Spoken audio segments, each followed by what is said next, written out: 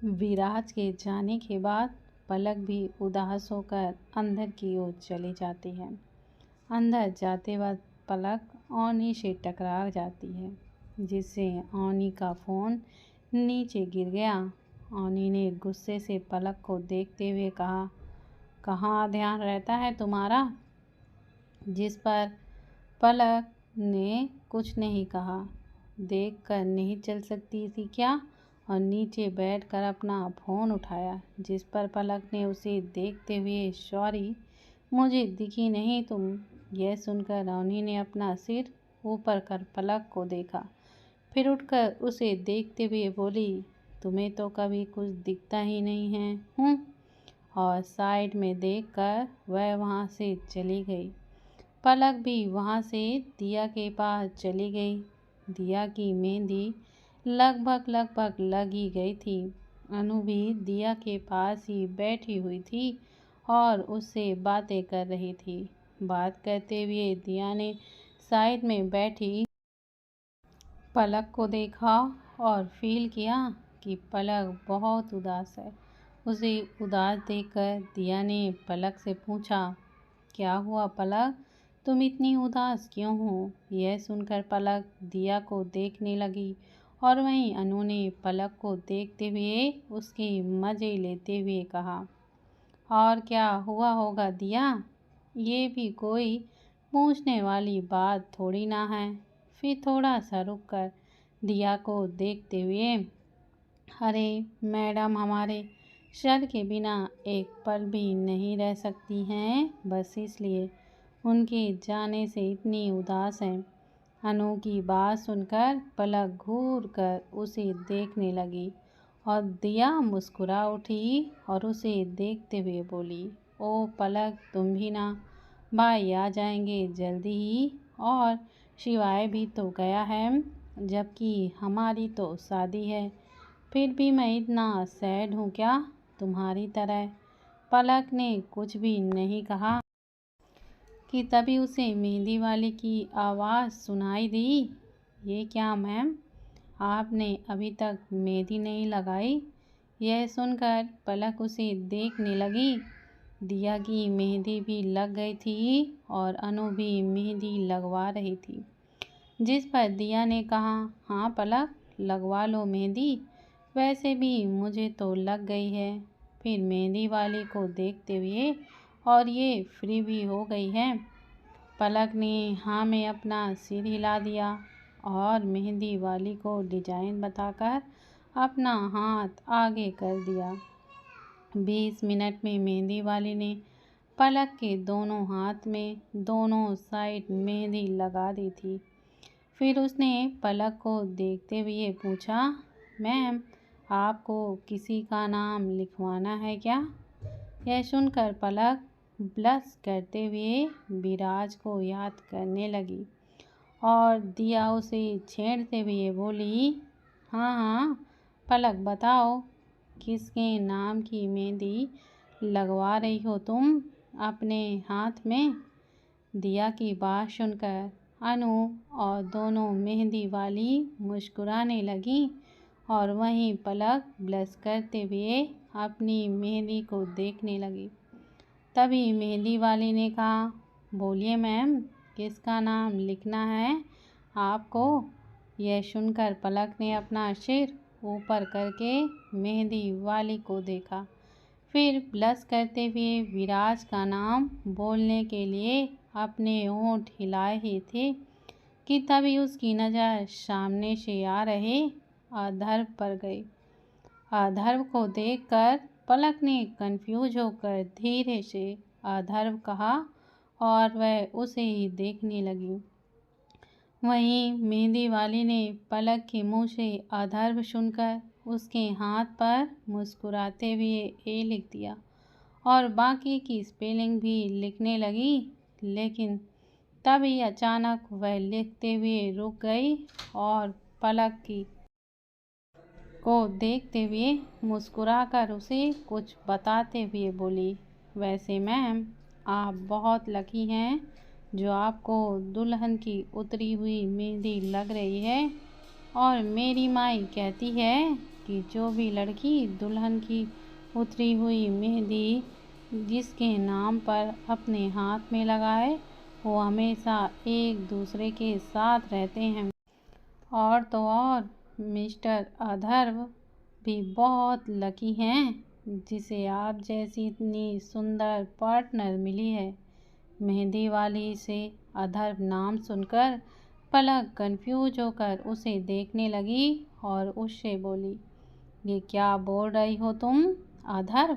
मैंने तो तुम्हें अभी नाम तक नहीं बताया और तुमने कैसे? पलक इतना ही बोल पाई कि तभी उसकी नज़र अपने हाथ पर लिखे ए पर गई, जिसे देखकर पलक हैरान होकर मेहंदी वाली को देखने लगी। पलक की बात सुनकर मेहंदी वाली ने कहा, मैम आपने ही तो अथर्व नाम कहा था ना, इसलिए मैंने ए लिख दिया। उसकी बात सुनकर पलक का दिल बैठ गया। उसे मेहंदी वाली ने जो अभी कुछ देर पहले कहा था वो सब कुछ याद आने लगा। पलक और मेहंदी वाली की बातें सुनकर दिया ने रिलैक्स होते हुए कहा, ओह तो तुम लोग भी ना? फिर मेहंदी वाली को देखते हुए अथर्व नहीं विराज लिखना है, विराज। पलक की हथेली को देखते हुए, पलक इतना परेशान होने की तुम्हें कोई भी ज़रूरत नहीं है, भाई के नाम में भी ए आता है। फिर मेहंदी वाली को देखते हुए, तो तुम ए के आगे वी लिख दो और भाई के नाम की स्पेलिंग लिख दो। मेहंदी वाली ने दिया के कहने पर ए के आगे वी लिखकर विराज के नाम की स्पेलिंग विराज लिख दी और वहाँ से उठकर विशाखा जी को मेहंदी लगाने के लिए चली गई। लेकिन पलक के मन में मेहंदी वाली की बात सुनकर जो चल रहा था वो उसके चेहरे पर साफ साफ नजर आ रहा था। वो बहुत परेशान सी और दुखी सी लग रही थी। उसे अपनी आंखों में विराज दिख रहा था और कानों में मेहंदी वाली की आवाज़ गूंज रही थी। उसकी हालत को समझते हुए दिया ने उसे समझाते हुए कहा, रिलैक्स पलक, जैसा तुम सोच रही हो वैसा कुछ भी नहीं होगा। ये सब सुपरस्टिशंस बातें हैं, ऐसी बातें कभी सच नहीं होती। फिर थोड़ा सा रुक कर, एंड यू नो व्हाट, मैं तुम दोनों को जितना जानती हूँ ना उस हिसाब से भाई तुम्हारे लिए ही हैं और तुम भाई के लिए। भाई ने तुमसे पहले कभी कोई गर्लफ्रेंड नहीं बनाई, इवन उन्होंने तो नाइट स्टैंड में भी नहीं किया। उन्होंने सिर्फ खुद पर ही फोकस कर खुद को ही बिल्डअप किया। और मैं तो भाई से हमेशा कहती थी कि कोई गर्लफ्रेंड बना लो, भाभी ले आओ मेरे लिए, लेकिन भाई मुझसे यही कहते थे कि जो उन्हें डिजर्व करेगी वो ही उसे ही अपने लिए चूज करेंगे और उन्होंने तुम्हें चूज किया है। सो चिल, भाई तुम्हें कभी खुद से दूर नहीं करेंगे। दिया की बात सुनकर अनु ने भी हाँ कहा और हाँ पलक, दिया सही कह रही है। मैं सर की कंपनी में जब से जॉब कर रही हूँ, सर सच में किसी भी लड़की को लेकर आज तक रूमर में भी नहीं आए हैं। फिर मुस्कुराते हुए, सिवाय तुम्हारे, याद है ना उस दिन क्या हुआ था? यह सुनकर दिया और पलक दोनों ही हंसने लगीं। फिर पलक ने अथर्व को देखते हुए दिया से पूछा, लेकिन दिया ये अथर्व यहाँ कैसे? जिस पर दिया ने कहा, वो मिस्टर अथर्व कुछ काम से मेंशन आए थे बड़े पापा के पास, तो उन्होंने as a project partner mister Atharv को मेरी शादी पर इनवाइट किया। यह सुनकर पलक ने ओह अच्छा कहा और अथर्व की ओर देखने लगी। उसे देखते हुए पलक को मंदिर वाली बात याद आई, जिस पर पलक ने मन ही मन कहा, उस दिन मैंने अथर्व को गुस्से में पता नहीं क्या क्या ही बोल दिया। फिर गिल्ट करते हुए, जबकि उसकी तो कोई गलती भी नहीं थी। फिर थोड़ा रुककर, पलक तुझे अधर्व से सॉरी बोल देना चाहिए। देखा नहीं कितनी हेल्प करता है तेरी, और तूने। यह कहकर पलक उठ गई और दिया से मैं आती हूँ कहकर अधर्व के पास जाने लगी। अधर्व रमेश जी के बिजनेस गेस्ट से बातें कर रहा था। पलक उसके पास आई और उसे देखते हुए बोली, हे अधर्व, कैन बी टॉक? यह सुनकर अधर ने पलक को देखा और गेस्ट ने पलक को देखकर ओके मिस्टर अधर्व, आई गोट को कहा और वहाँ से चला गया। पलक को ऐसे अचानक अपने से बात करने का देख अधर्व थोड़ा सरप्राइज हो गया, लेकिन अगले ही पल उसे मंदिर की बात याद आ गई और वह पलक को देखकर वहाँ से जाने लगा। उसे जाते हुए देख पलक ने उसे रोकते हुए कहा, इतना गुस्सा हो मुझसे कि बात भी नहीं करोगे?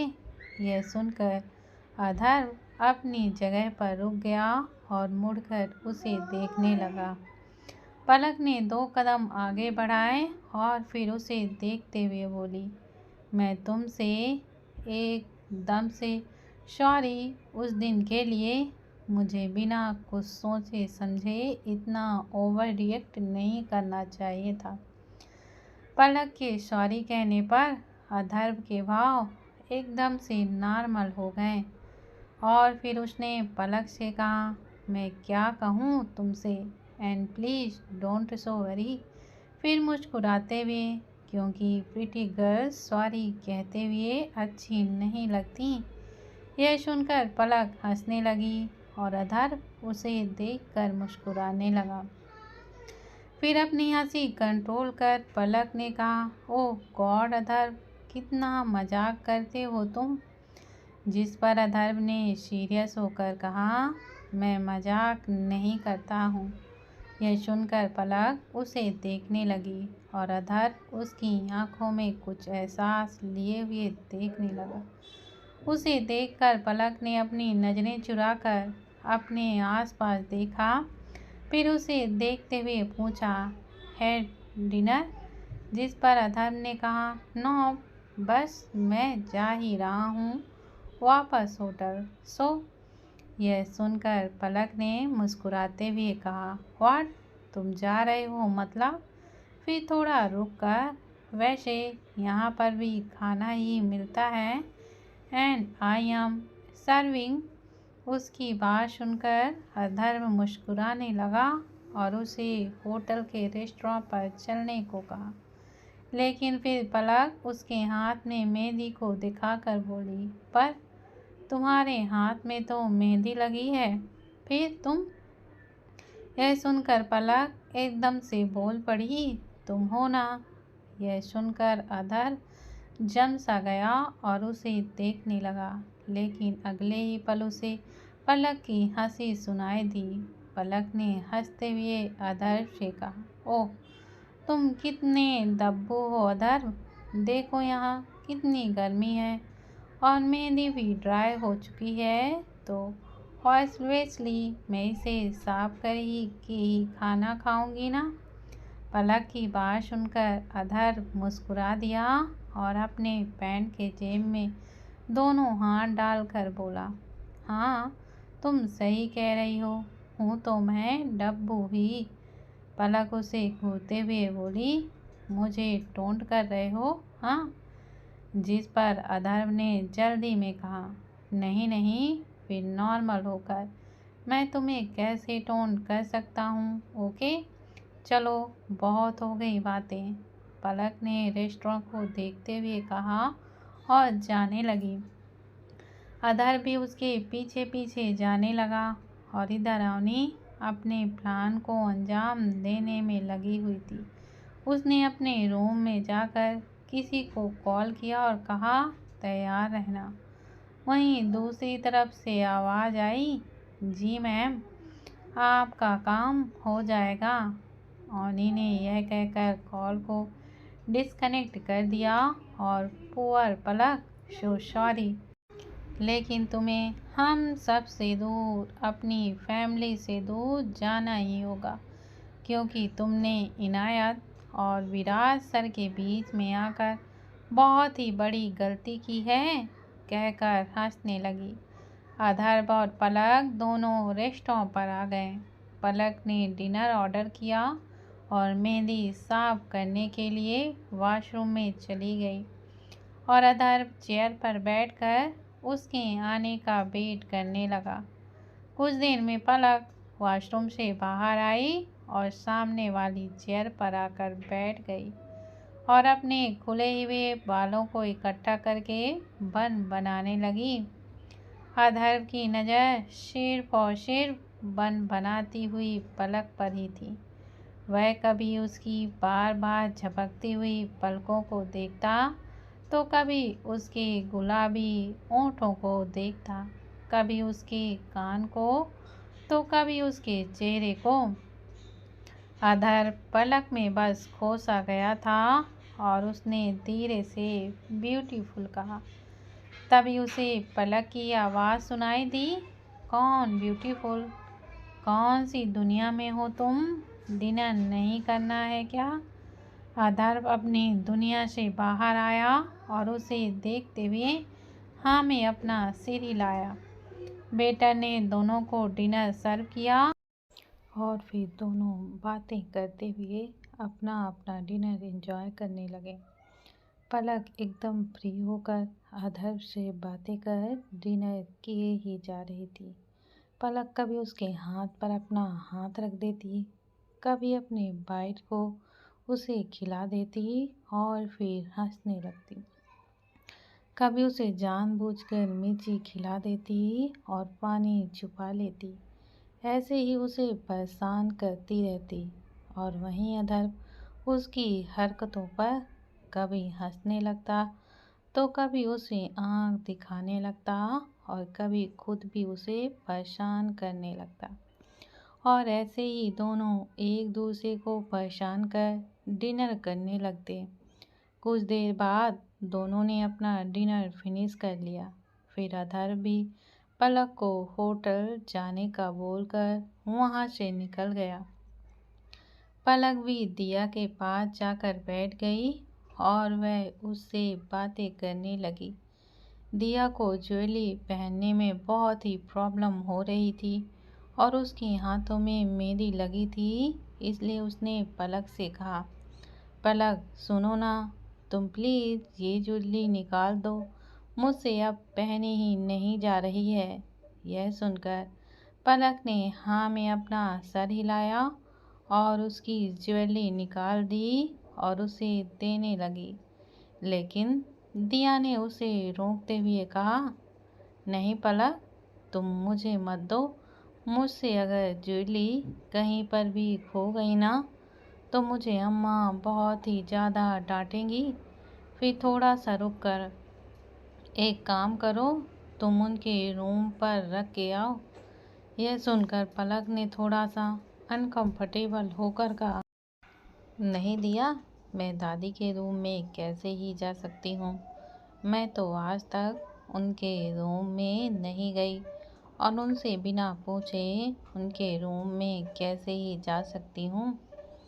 पलक की बात दिया को सही लगी, इसलिए उसने कहा, हाँ पलक, ये तो सही है। फिर थोड़ा सा रुक कर जानकी जी को देखते हुए, अच्छा एक काम करो, तुम दादी को ही दे आओ। पलक ने हाँ में अपना सिर हिलाया और उठकर ज्वेलरी लेकर जानकी जी के पास वह चली गई और उन्हें ज्वेलरी देते हुए कहा, दादी ये दिया की ज्वेलरी। जानकी जी ने ज्वेलरी ले ली। पलक उन्हें देखकर वहाँ से जाने लगी कि तभी जानकी जी ने उसे रोकते हुए कहा, बेटा एक काम करो, मुझे कुछ रस्में करनी है, तो तुम ये ज्वेलरी लेकर मेरे रूम में ही रखाओ। पलक ने थोड़ा सा अनकंफर्टेबल होकर ज्वेलरी ले ली और चुपचाप से वहाँ से जानकी जी के रूम की तरफ जाने लगी। पलक को जाते हुए अवनी ने देख लिया था।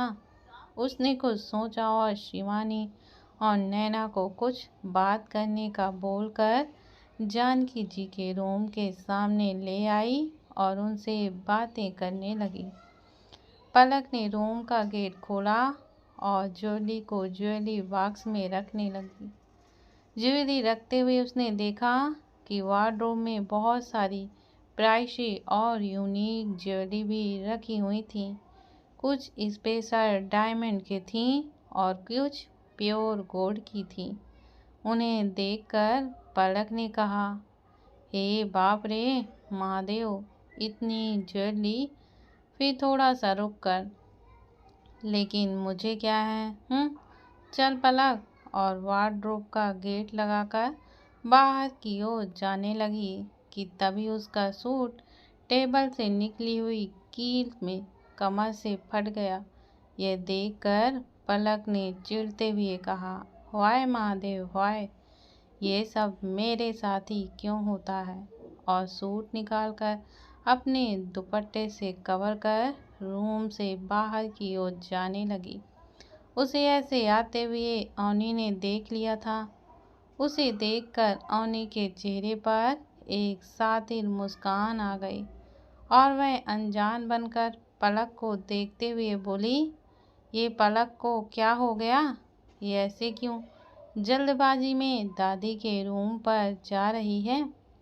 अवनी की बात सुनकर शिवानी और नैना ने पलक को देखा और जिस पर नैना ने नफरत से कहा, लो क्लास गर्ल।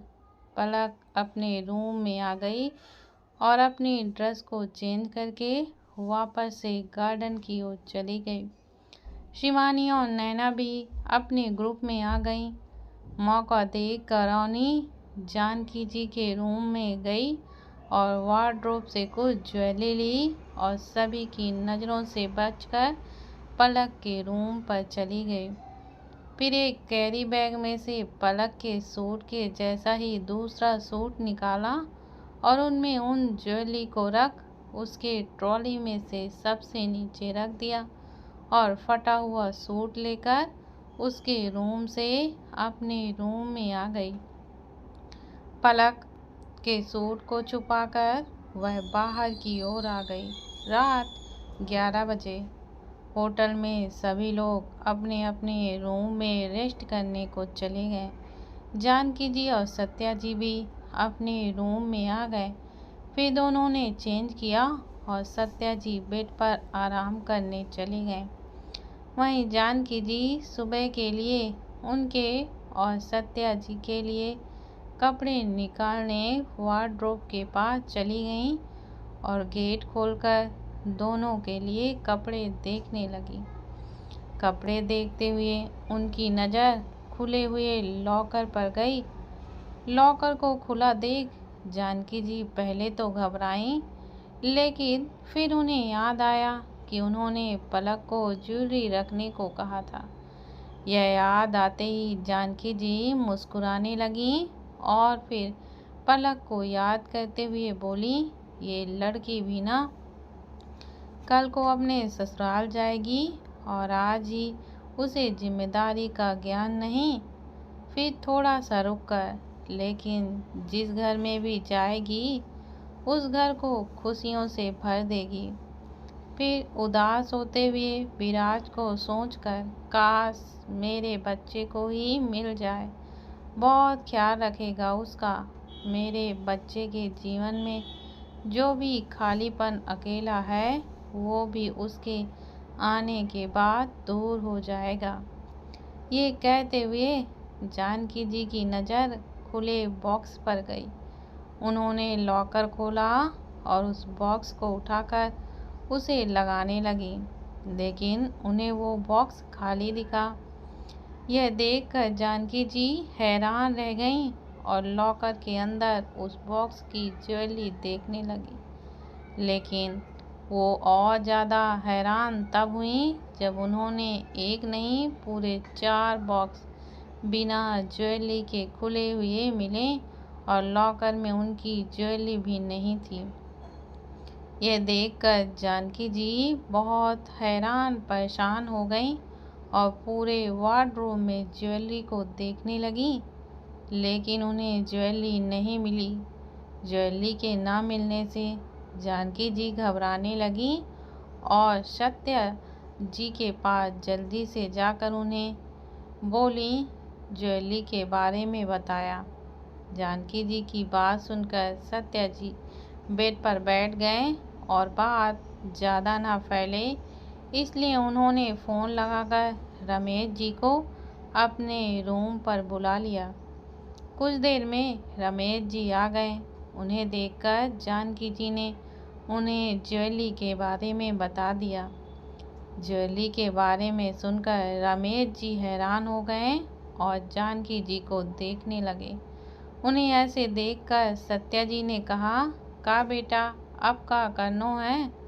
पता नहीं कौन गहने ले गया हो और हमरो मोड़ो भी ते नहीं है, वो भी बात करने वे डीलर के पास गए होगो। उनकी परेशानी को देखते हुए रमेश जी ने कहा, बाबूजी आप चिंता मत कीजिए, मैं पता करता हूँ। जानकी जी को देखते हुए, अम्मा आप इतनी ना घबराइए, मिल जाएंगी ज्वेलरी और उन्हें ले जाने वाला भी मिल जाएगा। उनकी बातें गेट पर खड़ी विशाखा जी ने सुन ली और उन्होंने घबराकर अपने हाथों में रखी आलता की थाल नीचे गिरा दी। थाल के गिरने की आवाज़ सुनकर बाहर कॉरिडोर पे मौजूद आनंद, शिवानी और अभियान रूम की तरफ आ गए। रमेश जी की बात सुनकर विशाखा जी ने टेंशन भरी आवाज़ में कहा, मामा जी ये क्या कह रहे हैं भाई साहब, गहने चोरी हो गए हैं? विशाखा जी की बात पीछे खड़े आनंद, शिवानी और अभियान ने सुन ली थी। वह भी हैरान होकर रूम में गए और जानकी जी को देखते हुए आनंद ने पूछा, क्या ये सच है दादी? इन सब की बात सुनकर जानकी जी ने परेशान होते हुए हाँ गहने नहीं हैं यहाँ कहा और गहने के बॉक्स को उन्हें दिखा दिए। बॉक्स देकर अभियान ने कहा, दादी ज्वेलरी यहीं रूम में ही होंगी, बाहर कहाँ ही जा सकती हैं। फिर आनंद और शिवानी को देखते हुए, चलो हम देखते हैं। अभियान की बात सुनकर दोनों ने हाँ में अपना सिर हिलाया और रूम पे ज्वेलरी को देखने लगे, लेकिन ढूंढने पर भी उन्हें ज्वेलरी नहीं मिली। यह देखकर वहाँ मौजूद सभी लोग और ज़्यादा परेशान हो गए। उनकी बातें रूम से बाहर किसी गेस्ट ने सुन ली और उस गेस्ट ने जाकर दूसरे गेस्ट को बता दी। देखते ही देखते ज्वेलरी घूमने की बात सभी गेस्ट अनु, ऋषि और दिया तक भी पहुंच गई। सभी लोग जानकी जी के रूम में आए और ज्वेलरी के बारे में उनसे पूछने लगे। तभी नैना को याद आया कि पलक जानकी जी के रूम में लास्ट बार बाहर आई थी। यह याद कर नैना ने तुरंत जानकी जी से कहा, दादी मैंने पलक को आपके रूम से बाहर आते हुए देखा था, शायद वो कुछ छुपा भी रही थी, हो सकता है। इतना कहकर नैना रुक गई। नैना की बात सुनकर शिवानी और रोनी ने भी हाँ में हाँ मिलाई। उनकी बात सुनकर दिया ने कहा, नहीं पलक ऐसी नहीं है, वो क्यों ज्वेलरी लेकर जाएगी, वो भी ऐसी चोरी करके। जानकी जी ने भी यही कहा। अनु ने मना करते हुए कहा, हाँ पलक ऐसा कभी भी नहीं कर सकती। वहाँ मौजूद पलक को जानने वालों ने सभी ने मना कर दिया और यही कहा कि पलक चोरी नहीं कर सकती। लेकिन रमेश जी चुप रहें और उनकी बातें सुनते रहें। सभी की बातें सुनकर शिवानी ने रमेश जी को देखते हुए कहा, अंकल मैंने खुद देखा था, पलक दादी के रूम से अपने दुपट्टे पर कुछ छुपा कर अपने रूम की तरफ जा रही थी और मैंने ही नहीं, ओनी और नैना ने भी यही देखा था। आपको अगर मेरी बात का यकीन नहीं है तो हम चलकर पलक से ही पूछ लेते हैं। तभी दिया ने मना करते हुए कहा, नहीं दी, पलक के रूम में कोई भी नहीं जाएगा और ना ही उनसे कुछ पूछेगा, वैसा कर ही नहीं सकती। ऋषि ने भी पलक के रूम में जाने से मना कर दिया। विशाखा जी और जानकी जी ने भी यही कहा, लेकिन तभी सभी को रमेश जी की आवाज़ सुनाई दी, हम जा रहे हैं उस लड़की के रूम में। फिर याद करते हुए, क्योंकि हमने खुद उस लड़की को दुपट्टे पर कुछ छुपाते हुए देखा था। यह सुनकर वहाँ सभी लोग मौजूद हैरान हो गए और एक दूसरे को देखने लगे। फिर रमेश जी वहाँ से गुस्से में पलक के रूम की तरफ जाने लगे। उनके पीछे ऋषि, आनंद, अभियान समेत घर के सभी लोग चले गए। इन सब बात से अनजान पलक अपने रूम में ओरियो और सैन को सुला रही थी और उनसे कह रही थी, विराज अभी भी मीटिंग में है, उन्होंने मेरा फ़ोन काट दिया है, इसलिए तुम सो जाओ, वो आएंगे तब मैं उनसे बोल दूंगी कि तुम दोनों उन्हें याद कर रहे थे। पलक की बात सुनकर दोनों चुपचाप से टोकरी पर सो गए। पलक ने उन्हें उनका ब्लैंकेट उठाया और खुद भी सोने के लिए बेड पर जाने लगी कि तभी रूम में कुछ गार्ड के साथ रमेश जी आए और रूम की जांच करने को कहा। गार्ड्स पूरे रूम में चेक करने लगे। यह देखकर पलक हैरान हो गई और रमेश जी को देखते हुए बोली, चेयरमैन, ये कर क्या रहे हैं आप? रूम को क्यों चेक करवा रहे हैं? मेरे पास तो कुछ भी नहीं है। तभी उसे शिवानी की आवाज़ सुनाई दी, अच्छा तो फिर ज्वेली क्या मेरे पास है? यह सुनकर पलक कंफ्यूज हो गई और उसे देखते हुए बोली, ज्वेली? कैसी ज्वेली? कौन सी ज्वेली? मेरे पास तो कोई भी ज्वेली नहीं है। तभी वहाँ सभी लोग आ गए और फिर नैना ने पलक को देखते हुए कहा, वही ज्वेली जो तुम दादी के रूम से अपने दुपट्टे पर छुपा कर लाई हो। यह सुनकर पलक ने गुस्से में नैना को देखते हुए कहा, ये क्या कह रही हो आप मिस नैना? मैं कभी ऐसा काम बिल्कुल भी नहीं कर सकती, समझी आप? और मेरा सूट कील में आने के कारण डैमेज हो गया था, इसलिए मैंने अपनी कमर पर दुपट्टा रखा था। फिर दिया के पास जाकर उसे देखते हुए बोली, दिया, तुम बताओ ना, क्या मैं ऐसा कभी कुछ कह सकती हूँ? जिस पर दिया ने कहा, नहीं पलक, तुम ऐसा बिल्कुल भी नहीं कर सकती। I trust you.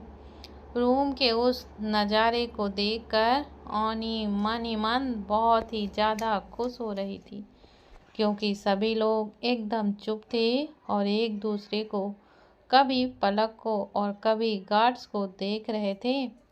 पलक फिर अनु के पास आई और वह रोते हुए बोली, अनु तू बताना, मैं ऐसा कुछ कर सकती हूँ? मैं चोरी कर सकती हूँ क्या? जिस पर अनु ने उसके आंसुओं को पोंछा और उसे हक करके कहा, नहीं पलक, तू कभी कुछ ऐसा नहीं कर सकती। फिर रूम को चेक करने के बाद गार्ड ने ट्रॉली को चेक किया और उसमें रखे कपड़े एक एक करके नीचे फेंक दिए और आखिरी में उस सूट को उठाया। जैसे ही गार्ड ने उस सूट को उठाया, वैसे ही उसमें रखी सारी की सारी ज्वेलरी नीचे गिर गई। यह देखकर पलक के साथ वहाँ मौजूद सभी लोग एकदम हैरान हो गए और पलक को देखने लगे। पलक भी हैरान होकर उस ज्वेलरी की ओर देखने लगी।